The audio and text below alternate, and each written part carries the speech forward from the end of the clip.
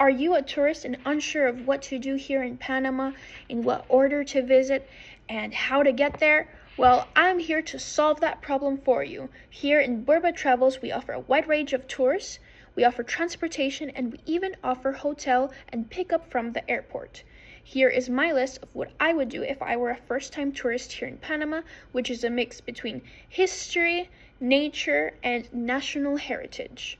I would start off my first day in the Embera community, which is a place where an indigenous tribe lives. So in Panama, we have provinces and comarcas, which are regions that are designated for indigenous tribes. They're considered national heritage here, and we actually fund their homes, their food, water, things like that, and they live off of tourism as well.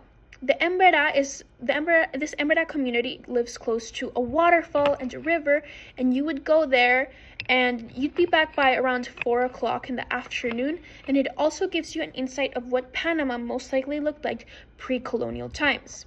The next day, I would visit Panama Viejo, which is one of the oldest Spanish settlements here in Panama, and it has a tower, like a watchtower, and I think the history there is absolutely fascinating.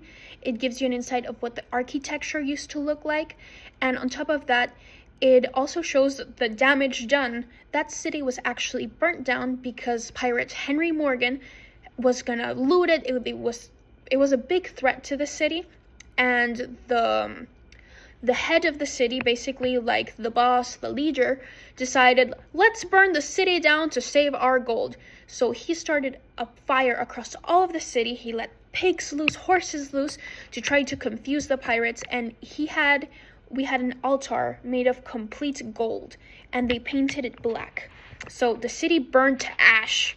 The pirates managed to loot things, but they did not take our altar, and they left shortly after. Then in the afternoon, right after Panama Viejo, because that will approximately take you 4 to 5 hours, and it's within the city, I would go directly to Casco Viejo, which is where the Spanish immigrated to. It was a place that was way safer. It wasn't directly in front of the ocean. There was a natural barrier. There was a wall built all around, and from there, the city expanded. In there, there's pretty cool museums, like the Panama Canal Museum, the Museum of the Molas, which is another indigenous tribe. The Molas are made by an indigenous tribe called Gunayalas, and you can see, their art is very beautiful, and there's just various museums, various churches, a lot of history. We also offer a ghost tour because Casco Viejo is very much haunted. You can visit different cathedrals. There's a lot of food. There's local food as well. And we also offer a tour of Casco Viejo and all of its important events.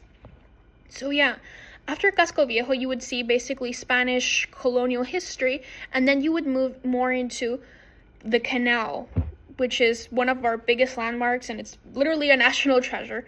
The Panama Canal is basically a canal that travels between oceans and literally represents 2% of the entire global economy. It had 2 stages. Initially, the French started building it, and then the Americans came in and finished it off with the help of course, Panamanian involvement. With the Americans, we have a very complex love-hate relationship. I'd say the Americans did 50% good, 50% bad. We have, for example, in the Panama Canal Museum, you will be able to see both good and bad. By the end of the museum, you will be able to see the flag of the martyrs. We have a day that, it happened rather recently, where in the canal zone, sadly, Panamanians weren't allowed to enter, but in the agreement, it was stated that the Panamanian flag had to be raised. And Americans within our own country were very racist, very rude, very abusive. Panamanians did not get paid properly in the canal. And this group of students came to the canal zone to try to raise the Panamanian flag as the agreement that they had signed stated. And the Americans shot the students down. The youngest victim to die was a 13-year-old girl.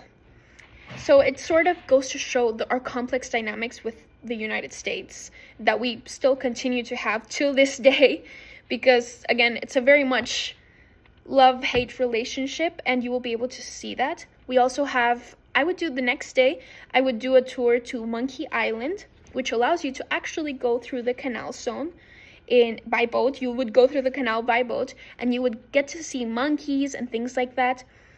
And it's very beautiful. And I would also go to Las Esclusas de Miraflores, which is basically sort of like you get to see the boats pass by. And there's also in Clayton, which is the old canal zone, there's a lot of museums that have to do with the canal. And on my last day, I would visit San Blas, which is another comarca, which is of the Gunayalas. Beautiful, clear blue water, white sand, and it's just a very beautiful way to end the trip. If you have any further questions, we can personally design your itinerary. And either way, if you want any questions about like what restaurants to visit, what are good party places to visit, what events are available for children, if we can do special prices, we are more than happy to do so. And I will leave you my number. I'm giving insert number, and feel free to ask any questions. Thank you for your time, and goodbye.